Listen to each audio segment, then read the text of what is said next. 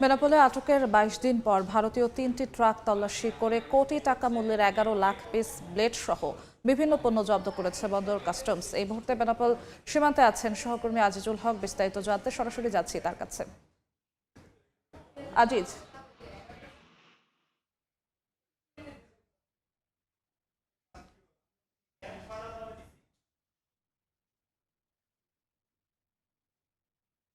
দিয়ে ভারত থেকে এর আগে শুল্ক ফাঁকি দিয়ে পণ্য আমদানি হতো এবং পরে বেনাপোল বন্দর থেকে সেটি সরকারের রাজস্ব ফাঁকি দিয়ে পাচার হতো দেশের অভ্যন্তরে।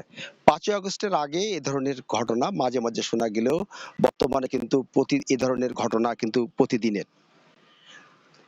ভারত থেকে যে সমস্ত পণ্য আমদানি হয় সে সমস্ত পণ্য সঠিকভাবে রাজস্ব আদায় হচ্ছে কিনা সেটি দেখাশোনা করে থাকে কাস্টম কর্তৃপক্ষ।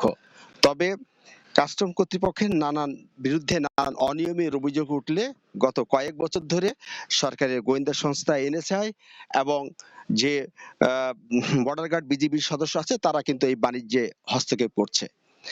গত ২৮শে সেপ্টেম্বর ভারত থেকে ৩ ট্রাক পণ্য আমদানি হয় স্টিল এবং আদার্স ঘোষণা দিয়ে।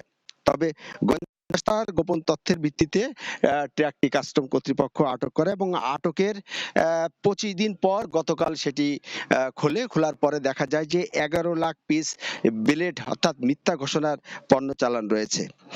এর আগে আপনি জানেন যে বেনাপোল বন্দরে গত ২৩শে সেপ্টেম্বর আরেকটি পণ্যবাহী ট্রাক আটক করা হয়েছিল। এখনো কিন্তু সেই পণ্যবাহী ট্রাকটি খোলা হয়নি। আমার পিছনে সেই পণ্যবাহী ট্রাকটি রাখা হয়েছে। গোয়েন্দা সংস্থা তারা বলছে যে যে বিভিন্ন সময় যে ট্রাকগুলো আটক হচ্ছে সেটি নির্দিষ্ট সময়ের মধ্যে কাস্টম কর্তৃপক্ষ সেটি তল্লাশি না করায় নানান যে অনিয়ম সে অনিয়মের কিন্তু বিভিন্ন ধরনের যে অভিযোগ সে অভিযোগ পাওয়া যাচ্ছে। আমরা কথা বলেছি বন্দর কর্তৃপক্ষের সাথে। বন্দর কর্তৃপক্ষ আমাদেরকে বলছেন বেনাপোল বন্দরে অনিয়ম বন্ধ করতে ইতিমধ্যে ২ জন ম্যাজিস্ট্রেট নিয়োগ দেওয়া হয়েছে। তো এই ছিল বেনাপোল স্থল বন্দর থেকে আমার কাছে সর্বশেষ। সরাসরি যুক্ত ছিলাম বেনাপোল স্থলবন্দরে।